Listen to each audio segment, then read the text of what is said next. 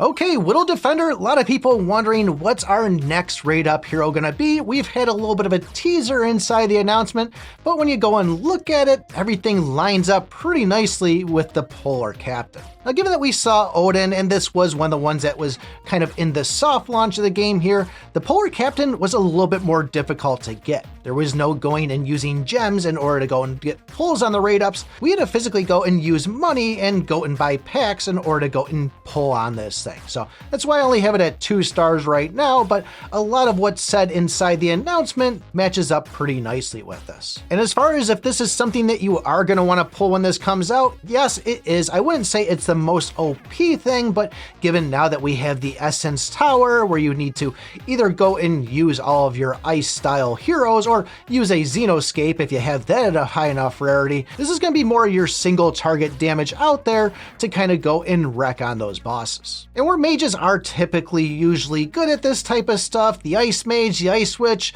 those are all going to be more focused on that AoE area of effect, so that's not really going to be good for doing those single targets. And unless you want to use the Wolf Pup there, which is going to be that rare style one, that's not going to really do too well either. So it really comes down to, this is going to be one that you're going to need if you're not using a Sssnaker. Oh, and the Ice Queen, that can kind of do its own too, but still, once again, more focused on the AoE. But there's 2 telltale signs that really makes me think that this is going to be the next raid up based by the actual announcement there, and the first one is going to be the tentacles. And as you can see on the screen here, those are the tentacles out there. They kind of just go and whip around, hit the enemies, and this will kind of be after the actual ship sails into place. It does also say that it's going to grant effects to both itself and allies, and one of the skills for it is going to be when any hero is present on the screen, it'll go in and give an attack buff. So to me, seems like things line up pretty good, but as far as all those skills, you're gonna have these little waves that shoot out, we're gonna have this ghost boat that shoots out,